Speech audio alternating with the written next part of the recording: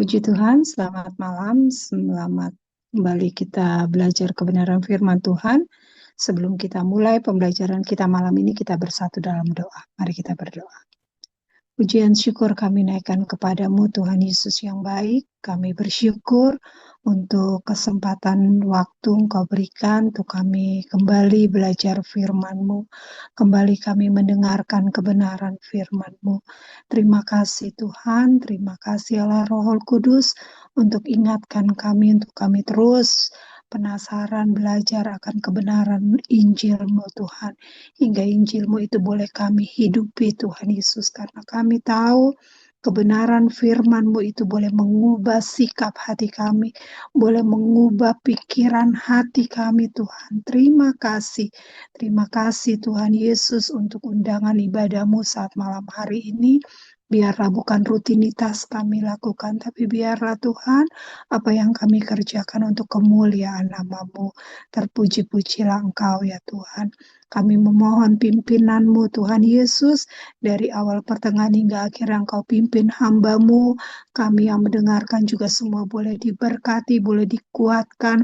Kami percaya Roh Kudus-Mu memberikan kami roh pengertian untuk kami mengerti apa yang kami dengar, kami baca saat malam hari ini. Terlebih kami boleh hidupi. Kami berdoa Tuhan buat teman-teman kami yang bergabung saat ini maupun nanti lihat rekaman. Berkati kami semua. Kami percaya Tuhan Yesus Kau sudah persiapkan hamba-Mu Tuhan untuk memperkatakan apa yang sudah Engkau berikan kepada hamba-Mu. Terima kasih Tuhan Yesus. Kami mulai pembelajaran kami malam ini dan kami peralaskan doa ini hanya di dalam nama Tuhan Yesus Kristus. Haleluya. Amin. Puji Tuhan. Malam ini kita akan membaca Efesus 2 ayat 1 sampai 3. Saya bacakan. Kamu dahulu sudah mati karena pelanggaran-pelanggaran dan dosa-dosamu. Kamu hidup di dalamnya karena kamu mengikuti jalan dunia ini. Karena kamu mentaati penguasa kerajaan angkasa, yaitu roh yang sekarang sedang bekerja di antara orang-orang durhaka. Sebenarnya dahulu kami semua juga terhitung di antara mereka. Ketika kami hidup di dalam hawa nafsu daging dan menuruti kehendak daging dan pikiran kami yang jahat, pada dasarnya kami adalah orang-orang yang harus dimurkai, sama seperti mereka yang lain. Puji Tuhan.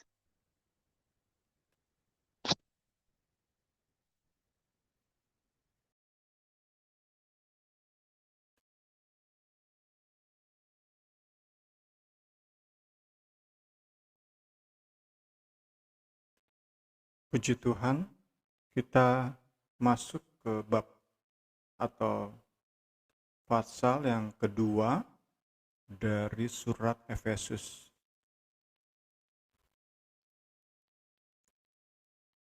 Kita akan lihat pendahuluan, ada dua pendahuluan. Malam hari ini kita hanya membahas pasal 2 ayat 1 sampai 3. Kita awali dengan dua pendahuluan.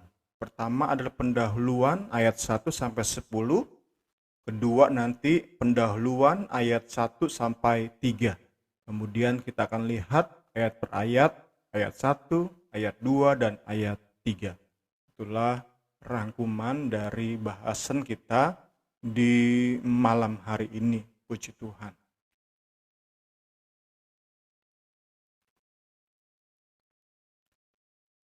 Setelah di bagian sebelumnya, di pasal 1, sembari kita mengingat sama-sama, di pasal 1 Rasul Paulus itu menaikkan pujian kepada Allah atas segala berkat rohani yang Allah berikan kepada gereja di dalam Kristus. Paulus sedang mengajak para pembaca untuk bersama dengan Paulus sama-sama menaikkan pujian pengagungan kepada Allah. Kemudian kita sudah lihat juga bagaimana kemudian ia lanjutkan pujian kepada Allah tersebut dengan doa syafaat bagi jemaat Efesus. Di bagian ini, Rasul Paulus mengajak para pembaca suratnya untuk mengingat kembali pada drastisnya perubahan hidup mereka sebelum dan sesudah di dalam Kristus. Sebelum di dalam Kristus bagaimana hidup mereka, dan sesudah di dalam Kristus bagaimana hidup mereka. Itu yang menjadi penekanan di Efesus 2 ayat 1 sampai 10. Tentu Paulus menggunakan metode ini, cara ini bukan tanpa maksud. Tentu maksudnya sama-sama ia ingin kembali mengajak jemaat pertama mengerti doktrin yang benar. Inilah bukti bahwa kuasa Allah itu betapa hebat. Dia bisa mengadakan perubahan yang sangat drastis.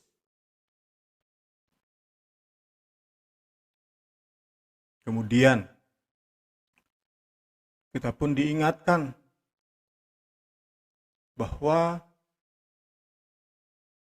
saat Paulus menyajikan perubahan yang drastis ini, tentu ia punya maksud agar jemaat itu menggunakan hidup mereka yang baru di dalam Kristus, memaksimalkan hidup mereka. Puji Tuhan, itu kiranya menjadi garis besar untuk kita masuk kepada bahasan yang lebih detail berdasarkan buku kita ini. Puji Tuhan.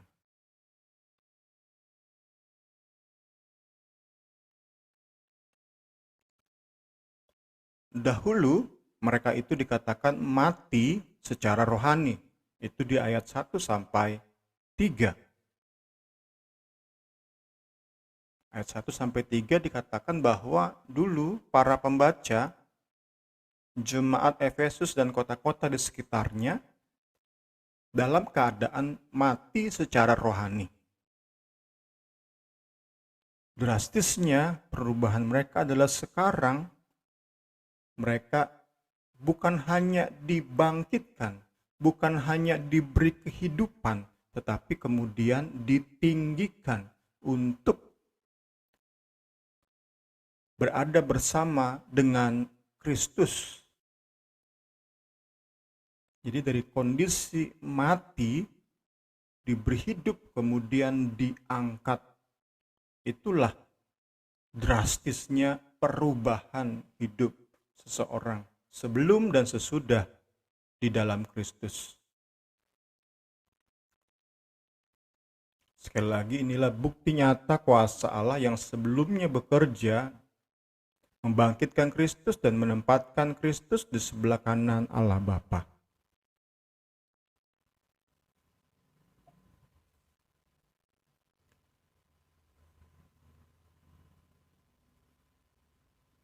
Ayat 1 sampai 10 ini dibagi menjadi 3 bagian. Ayat 1 sampai 3 itu bagian pertama.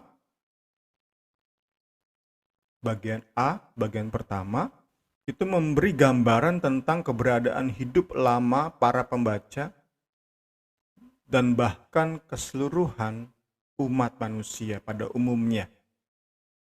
Kedua, ayat 4 sampai 7 bicara tentang besarnya cinta dan belas kasih Allah yang telah menghidupkan mereka bersama dengan Kristus.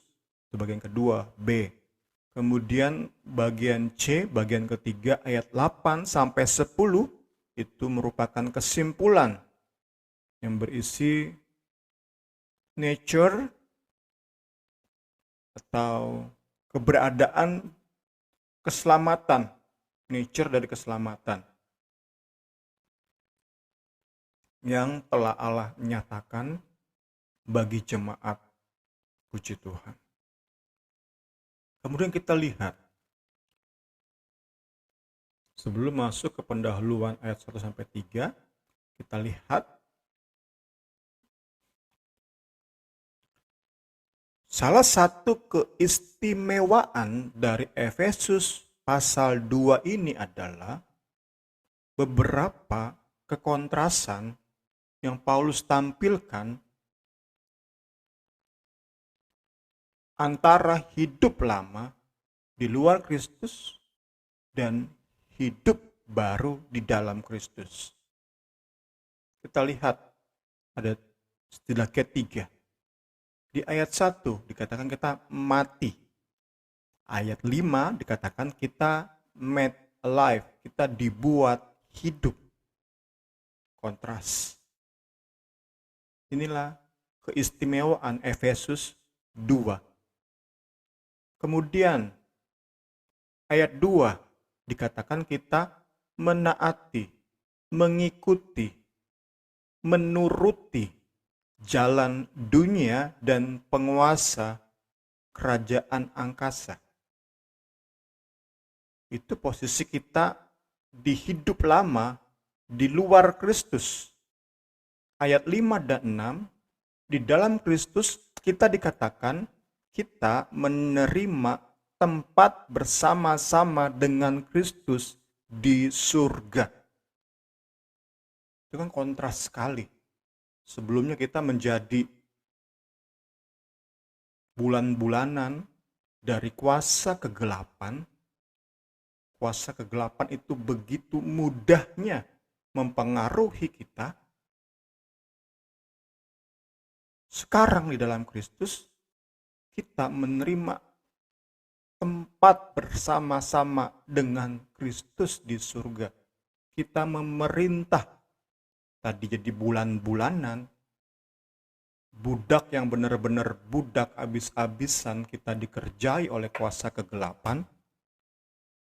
Sekarang kita memerintah bersama Kristus. Itu nomor 2. Nomor 3, di ayat 3 dikatakan bahwa kita ini dalam hidup kita yang lama adalah orang-orang yang pantas dimurkai.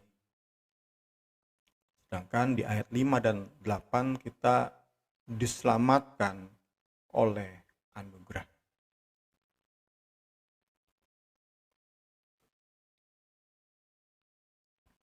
Kontrasnya, perbedaan ini Paulus tampilkan kepada jemaat, tentu ada maksud, sajikan secara langsung, dituliskan tentu dengan penuh cinta oleh Paulus kepada jemaat, dituliskan untuk sampai kepada pikiran dan emosi mereka, untuk mereka benar-benar mengerti hidup yang sekarang yang mereka miliki dalam Kristus itu karena siapa.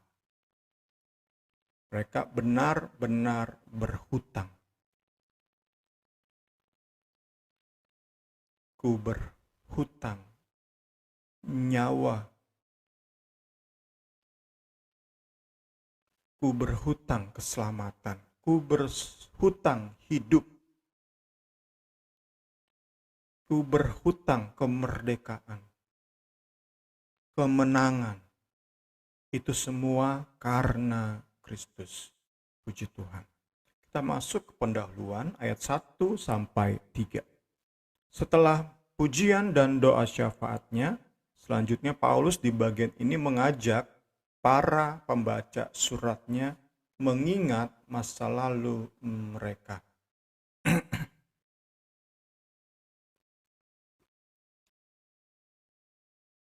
Jadi di malam ini kita hanya melihat hidup lama. Kita belum lihat hidup barunya. Itu mulai ayat 4. Kita lihat minggu depan.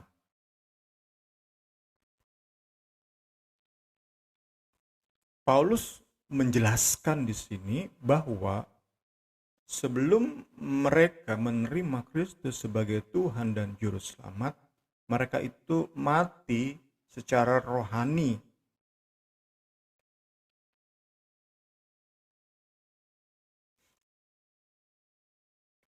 tentu itu merupakan gambaran dari sebuah kehidupan yang secara total dipengaruhi oleh pertama lingkungan.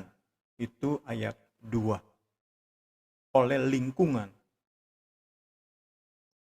environment, jalan dunia ini, ayat 2. Kemudian kita pun secara total dipengaruhi oleh kecenderungan diri kita, inner inclination, kecenderungan yang ada di batin kita. Kita dikuasai oleh itu secara total. Sungguh tanpa harapan.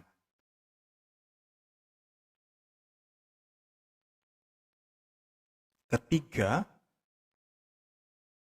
kita dikuasai secara total, karena itu dikatakan kita mati secara rohani, karena kita dikuasai secara total oleh musuh kebenaran.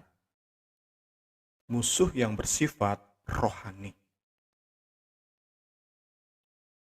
Itulah penguasa kerajaan angkasa. Kita masuk ayat pertama. Kata dan kamu itu memberi indikasi perihal kelanjutan pasal 2 dengan pasal 1. Kita sudah bahas kemarin, Paulus bicara tentang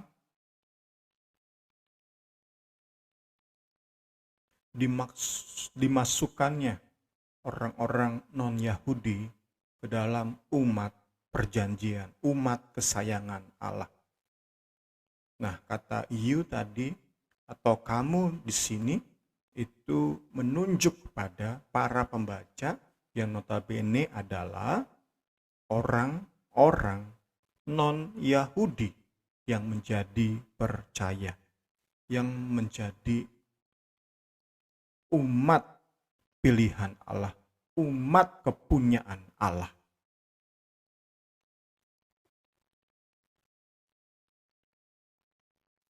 Ia menunjuk kondisi rohani mereka sebelum mereka berada di dalam Kristus. Inilah yang Paulus nyatakan di ayat 1. Yang kemudian kita lihat nanti Paulus juga masukkan dirinya itu di ayat 3. Ia masukkan dirinya kepada kondisi mati rohani tanpa harapan. Ia memasukkan dirinya dan orang-orang sebangsanya. Itu nanti di ayat 3. Kita perlu mengerti bahwa saat Paulus bicara tentang orang-orang yang mati secara rohani, Paulus itu sedang menunjuk kepada keseluruhan umat manusia. Ia tidak sedang menunjuk hanya kepada misalnya suku-suku yang sangat kejam, yang sama sekali nggak mengenal peri kemanusiaan. Paulus tidak sedang berkata orang-orang kanibal itu lah orang-orang yang mati secara rohani. Ia saat bicara tentang kondisi kematian secara rohani, ia sedang bicara tentang kondisi keseluruhan umat manusia di luar Kristus. Tentu termasuk di dalamnya orang-orang, komunitas-komunitas yang memiliki keluhuran moral, termasuk di dalamnya. Seluruh umat manusia dalam kondisi mati secara rohani sebelum mereka menerima Yesus sebagai Tuhan dan Juru Selamat. Kematian rohani itu terjadi karena manusia terpisah dari Allah. A state of separation from God. Kondisi di mana manusia terpisah seperti carang yang terpisah dari pohon. Kita akan segera dapati pohon tersebut ditambah teriknya matahari, carang tersebut akan segera menjadi layu, menunjukkan ciri-ciri kematian. Itulah gambaran dari manusia terpisah dari Allah. Jadi siapapun, nggak mesti para kanibal, para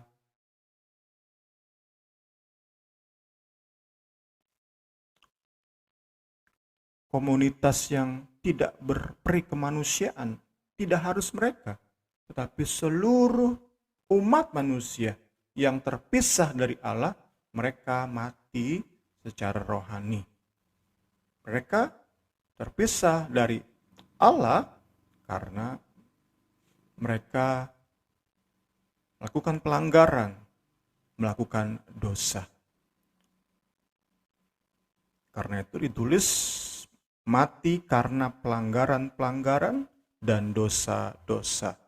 Pelanggaran dalam bentuk jamak, transgressions, menunjuk pada perbuatan-perbuatan dosa setiap kita. Perbuatan-perbuatan dosa, kecil, besar, sengaja, tidak disengaja, itu tercakup di dalam perbuatan-perbuatan.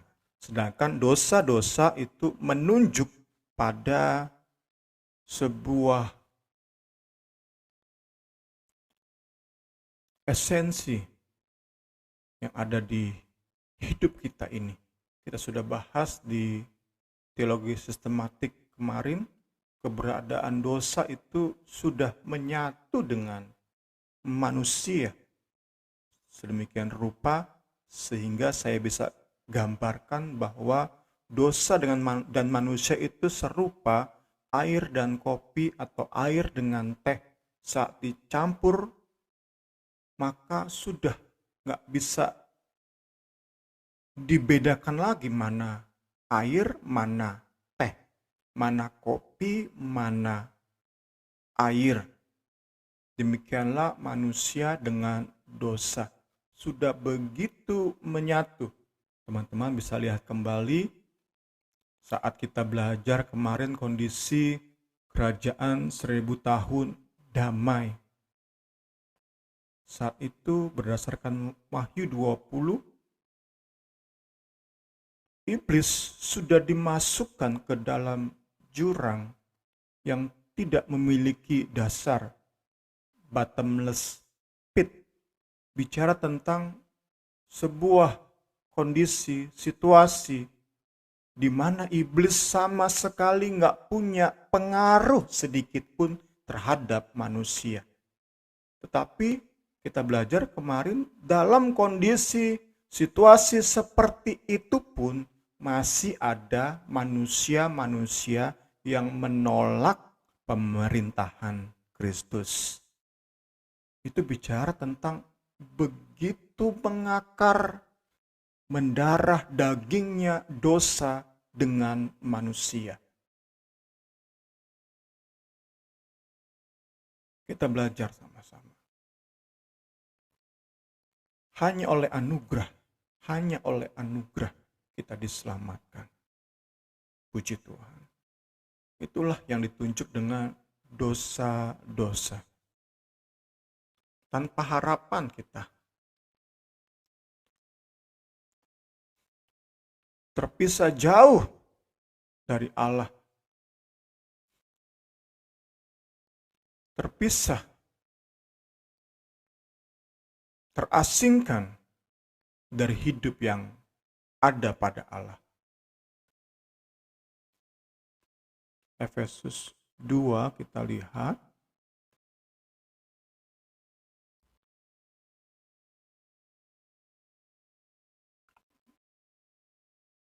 Waktu itu kamu tanpa Kristus, tidak termasuk kewargaan Israel, tidak mendapat bagian dalam ketentuan-ketentuan yang dijanjikan, tanpa pengharapan, tanpa Allah. Kemudian pasal 4, 18. Dan pengertian yang gelap, jauh dari hidup persekutuan dengan Allah. Itulah kondisi kematian secara rohani. Puji Tuhan. Kita masuk ke ayat 2. Kontras yang tajam antara hidup lama dan hidup baru itu Paulus maksudkan untuk kepentingan doktrinal dan juga nasihat hidup praktis. Paulus di sini menempatkan secara berdampingan untuk memperlihatkan kontrasnya. The wonder of salvation. Mempesonanya. Begitu indahnya keselamatan dengan betapa jijik, betapa kotor, bobrok, kumuh hidup lama seseorang. Ini yang Paulus sandingkan untuk diperbandingkan, untuk memperlihatkan betapa kontrasnya. The wonder, suatu yang membuat kita terperangah, terkagum-kagum, menghela nafas. Indah banget dibandingkan dengan sesuatu yang kita ingin segera memalingkan muka, menutup hidung.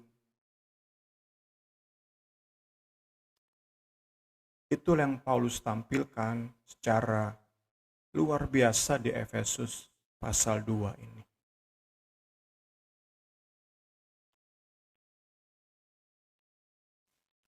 Kita memang menjadi problem atau memiliki problem tersendiri saat kita menyadari bahwa diri kita ini, banyak dari kita dibesarkan secara Kristen. Apalagi seperti saya yang dibesarkan di keluarga pendeta. Kita banyak kali sulit untuk melihat drastisnya perbedaan tersebut, perubahan tersebut. Kita mau nggak mau, ngaku nggak ngaku, banyak kali sulit melihat drastisnya perubahan yang Allah kerjakan sebelum dan sesudah kita lahir baru. Tetapi lewat pembelajaran Efesus 2 ini kita diingatkan sama-sama. Karena itu penting banget terus belajar. Oh nggak mau kita belajar dan belajar. Karena kita seringkali lupa. Hidup lama dan hidup baru kita anggap biasa saja perbedaannya. Beda tipis. Sehingga kita nggak merasa berhutang apa-apa sama Tuhan. Kita nggak bisa mensyukuri secara maksimal karya keselamatan yang Yesus aplikasikan dalam hidup kita. Penting banget Efesus 2 bagi kita, khususnya bagi saya yang dibesarkan di keluarga pendeta. Roh Kudus memberkati Efesus 2 untuk terus membangkitkan syukur kita. Membangkitkan rasa berhutang kita. Haleluya, puji Tuhan. Tentu maksud Paulus menampilkan, menyajikan hidup yang lama, bukan dengan maksud supaya jemaat Efesus itu membangga-banggakan hidup yang lama. kita dapati beberapa orang seperti itu dalam kesaksian-kesaksian mereka. Mereka seperti bangga, hidup saya dulu seperti ini. Dan banyak cerita tentang hidup yang lama. Baru, tapi bersyukur. Diakhiri dengan tetapi bersyukur sekarang saya sudah kenal Yesus.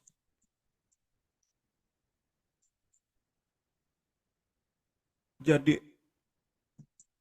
terbalik fokusnya. Jemaat yang mendengar kesaksian semacam itu akan lebih fokus pada hidup lama si orang tersebut yang sedang bersaksi. Paulus nggak mau seperti itu tentu. Paulus ingin saat ia tampilkan hidup lama dari para pembaca suratnya, tetap Paulus ingin para pembaca kagum karena fokus pada betapa indahnya karya keselamatan, betapa hebatnya kuasa Allah yang bekerja di dalam Kristus mengubahkan hidup seorang manusia. Itu yang kiranya kita dapati di bagian ini. Gaya hidup jemaat, lifestyle dari jemaat,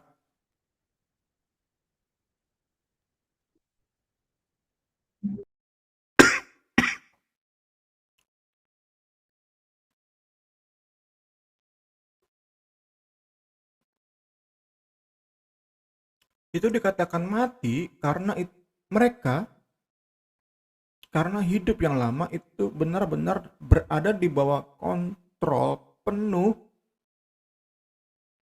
dari kekuasaan yang sungguh dan sungguh nggak bisa mereka kontrol. Tetapi hebatnya iblis adalah membuat manusia berpikir bisa mengontrol dosa. Saya cukup begini aja dosanya. Saya bisa kok batasi diri saya berbuat dosa hanya segini. Itu kan ilusi yang iblis berikan kepada manusia di hidup lama kita. Bahkan kalau mau jujur, kita pun terkadang masih seperti itu dalam keberdosaan kita, dalam kelemahan, kejatuhan kita. Kita berpikir bisa kok, saya bisa mengontrol kok dosa ini. Sehingga kita bermain-main dengan dosa tersebut. Tetapi ternyata kitalah yang dikontrol oleh dosa tersebut. Kitalah yang dikerjain oleh dosa tersebut. Tetapi syukur, bagi kita ada harapan. Segera kita kembali kepada Kristus, kita dapat pertolongan. Namun tidak demikian dengan orang-orang di luar Kristus. Mereka tanpa harapan. Alkitab beri penegasan, setiap orang di luar Kristus tanpa harapan berarti merupakan siklus dari mereka untuk lagi dan lagi dikerjai oleh dosa sambil bisa berpikir, aku bisa kontrol dosa. Aku bisa kontrol kedagingan. Aku bisa kontrol keinginanku untuk menjadi kaya,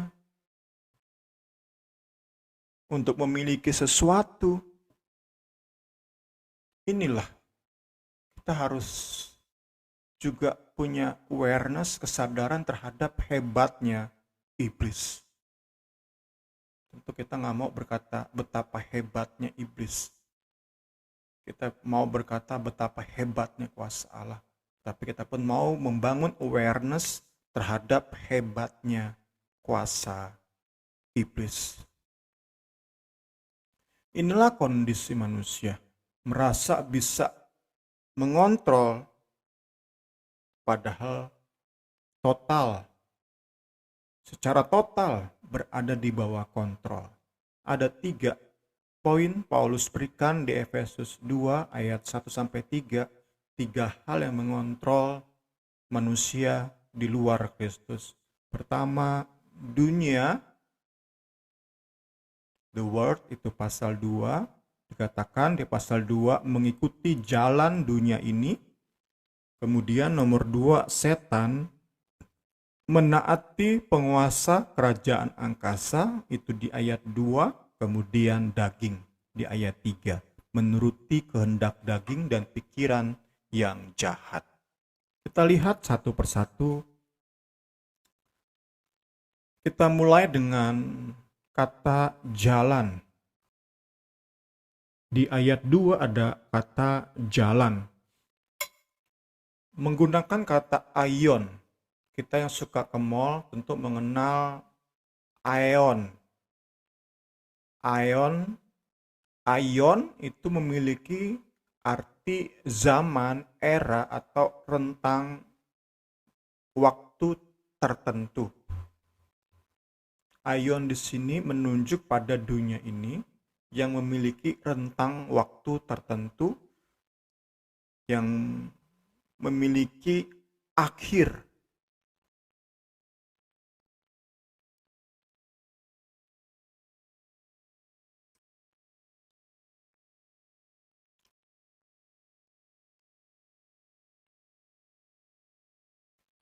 Aion di sini menunjuk pada aspek temporal dari keberadaan manusia yang berdosa. Jadi saat Paulus berkata, manusia lama mengikuti jalan dunia ini, itu berarti manusia lama hidupnya didominasi oleh kepentingan zaman ini. Kepentingan zaman ini. Dominated by this present evil age. Kepentingan zaman ini. Berbeda dengan manusia baru. Hidup kita didominasi oleh kepentingan sorga dan kehidupan yang akan datang. Age to come. Yang sudah kita mulai sejak Yesus hadir di Bethlehem, itu age-nya sudah dimulai, tetapi kita sudah belajar minggu lalu overlap dengan the present age, hidup atau zaman sekarang ini. Zaman sekarang ini itu dikuasai oleh segala aturan, segala standar yang iblis berikan. Iblis, tanda kutip, anugerahkan kepada manusia yang hidup di zaman yang temporal ini.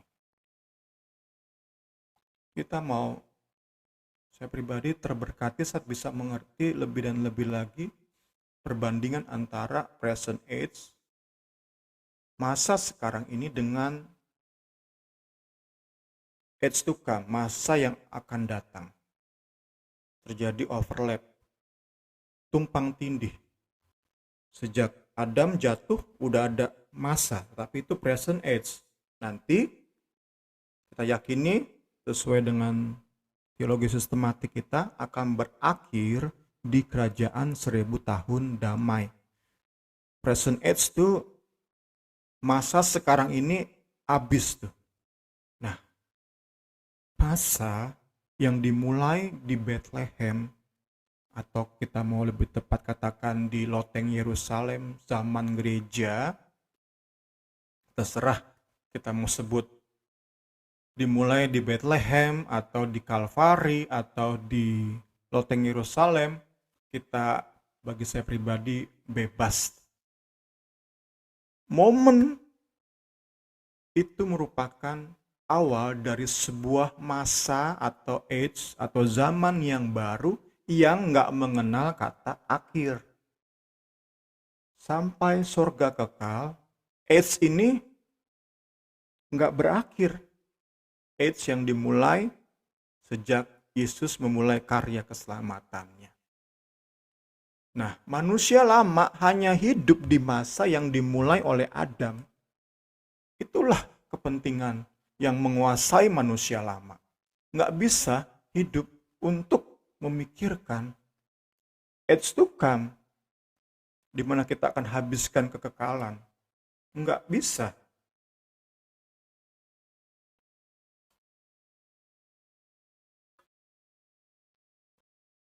Hidup menurut jalan dunia ini juga bicara tentang pengaruh komunitas, sikap komunitas, kebiasaan komunitas di mana kita berada, preferensi, kecenderungan, kesukaan, hobi. Kita begitu terpengaruh. Kita punya istilah di dunia medsos sekarang, FOMO, apa-apa ikut-ikutan. Ada tren apa, tren usaha apa, tren fashion apa, kita selalu ikut-ikutan. Tanpa berpikir ada kebutuhan yang lebih penting, tanpa berpikir apa panggilan Tuhan dalam hidup saya. Kita lebih cenderung untuk memilih pengaruh dunia, jalan dunia ini. Nomor 2, penguasa kerajaan angkasa.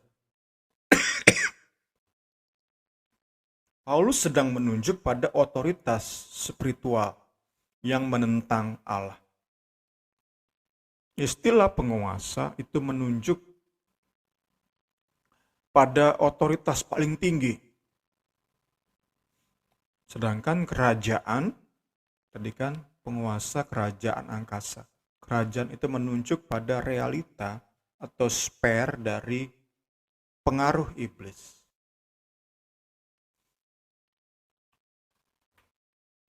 Ya, kita masuk kepada hal yang kita perlu perhatikan di sini. Iblis itu adalah roh yang memiliki pengaruh maksimal atas hidup manusia berdosa. Pengaruh iblis itu sungguh amat efektif. Sebegitu efektifnya sehingga manusia itu bisa disebut sebagai orang-orang durhaka. Karena terus dan terus kita mengikuti pengaruh iblis dan terus kita mendurhaka kepada Sang Pencipta. Setiap orang di luar Kristus hidup lama. Setiap manusia itu memiliki karakteristik menentang otoritas Allah. Karena apa? Karena pengaruh iblis itu sebegitunya efektif tanpa filter. Betapa manusia itu enggak berdaya apa-apa. Inilah bukti kekuasaan iblis. Dia punya eksosia, otoritas yang hanya kita percaya bisa dikalahkan oleh otoritas Allah. Puji Tuhan. Iblis efektif bekerja dalam hidup mereka yang tidak mengenal Kristus. Itulah bukti kekuasaan Allah. Kekuasaan iblis. Sisi lain dari kuasa iblis ini adalah iblis itu selalu memberi ancaman yang real, ancaman yang nyata. Ancaman yang nyata. Real. Ini juga perlu kita perhatikan. Ayat ini bisa dikatakan lebih mendukung doktrinnya Arminius. Iblis itu memberi ancaman yang begitu nyata bagi setiap orang yang berada di dalam Kristus. Begitu nyata sehingga setiap orang percaya diwajibkan untuk berjaga-jaga. Diwajibkan untuk kuat di dalam Tuhan, diwajibkan untuk memperlengkapi diri dengan senjata-senjata rohani. Tanpa itu, kita nggak mungkin bertahan melawan kekuasaan iblis.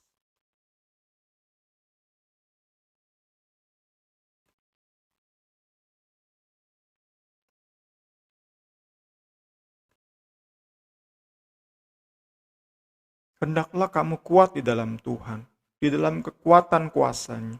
Kenakanlah seluruh perlengkapan senjata Allah, supaya kamu dapat bertahan melawan tipu muslihat iblis. Jadi, kuasa iblis itu nyata, hebat kuasa iblis. Ancaman yang iblis hadirkan itu nyata. Tanpa kita benar-benar jaga-jaga, menjadi kuat di dalam Tuhan, memperlengkapi diri dengan senjata-senjata ilahi, kita nggak mungkin bertahan. Ayat terakhir bicara tentang pengaruh daging. Mulai ayat 3 ini, Paulus menunjuk juga pada dirinya sendiri dan orang-orang sebangsanya sebagai orang-orang yang juga memiliki hidup yang lama di luar Kristus. Di ayat ini Paulus tunjuk pengaruh ketiga, yaitu daging. Menuruti kehendak daging dan pikiran yang jahat. Inilah kehidupan lama semua manusia di luar Kristus, yaitu mengikuti desire of the flesh, keinginan daging, berfokus pada diri sendiri, pada kepentingan, keinginan pribadi. Dan kita dapati by nature dalam terjemahan Inggris, keinginan daging ini sudah ada sejak lahir. Sehingga pada dasarnya kita ini orang-orang yang pantas, yang sudah seharusnya dimurkai. Children of wrath. Kita orang-orang yang pantas dimurkai. Kita dapati di sini konsep original sin atau dosa asali. Konsep yang Paulus jelaskan lebih detail di surat Roma. Kita lihat salah satu ayat, Roma 5 ayat 12. Sebab itu sama seperti dosa telah masuk ke dalam dunia oleh satu orang, dan oleh dosa itu juga maut, demikianlah maut itu telah menjalar kepada semua orang, karena semua orang telah berbuat dosa.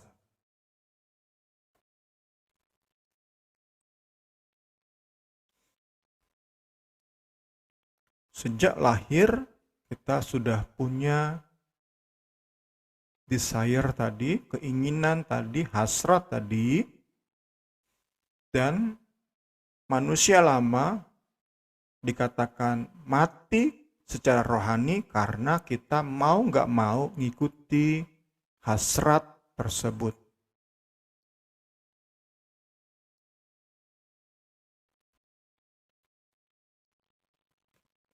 Kita masuk ke bagian terakhir bicara tentang murka Allah. Bagian terakhir dari pembahasan kita malam hari ini, kita perlu melihat murka Allah itu sebagai a holy anger atau amarah kudus.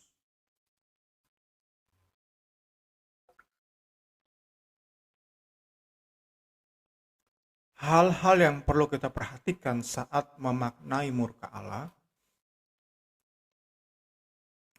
kita perlu perhatikan bahwa, kita perlu ingat bahwa amarah atau murka Allah itu bukan hanya seperti proses tabur tuai.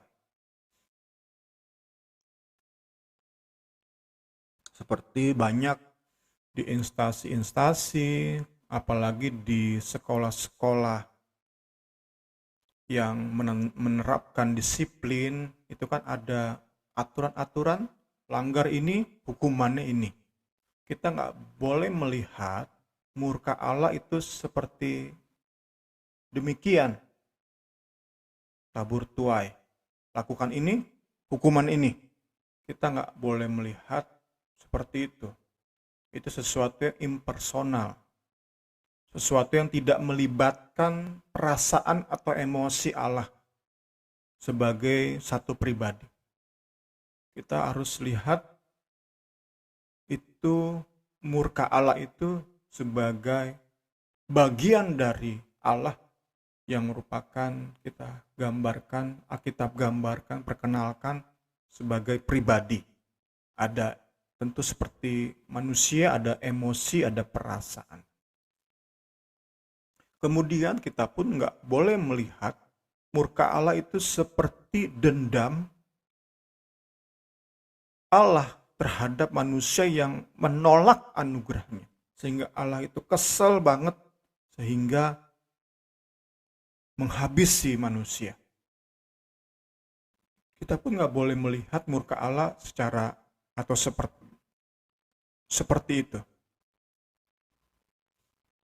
Kita pun nggak boleh melihat murka Allah itu sebagai bentuk ledakan emosi, ledakan kemarahan yang tidak terkontrol dari Allah. Kita sering berkata, kelepasan saya. Kita nggak boleh menerapkan konsep kelepasannya kita ini kepada murka Allah. Karena itu murka Allah itu murka amarah kudus. Murka Allah juga nggak boleh dipertentangkan dengan cinta dan kemurahan hatinya. Kita perlu melihat murka Allah itu dalam cara pandang bahwa Allah itu pribadi yang kudus, sehingga ia nggak mungkin berdiam diri terhadap dosa. Sehingga saat ia dapati dosa sudah bercampur dengan manusia, maka ia kirim penebus, ia kirim juru selamat. Itulah kasih cinta Allah kepada umat manusia. Nah, namun pada akhirnya setiap orang yang menolak juru selamat karena masih ada dosa di hidup mereka, sebenarnya yang diincar Allah adalah dosa, tetapi karena sudah bercampur dengan manusia, mau nggak mau manusia pun menjadi penerima atau penderita dari murka Allah. Itu yang bisa kita lihat cukup berimbang, cukup alkitabiah dalam memaknai murka Allah. Kiranya pembelajaran kita di malam hari ini memberkati kita semua. Saya kembalikan pada Ibu Rini.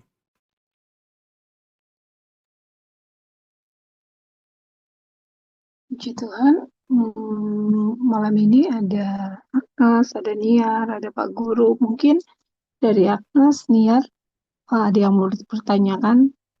Atau ini sebelum Pak Guru, ada penambahan biasanya Pak Guru. Boleh dari Agnes atau Niar dulu?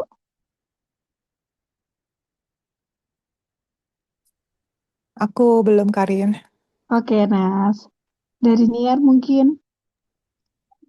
Belum, Karini. Makasih Oke, banyak, nggak Bu. apa. Iya, nggak apa-apa Niar. Ya, boleh Pak Guru.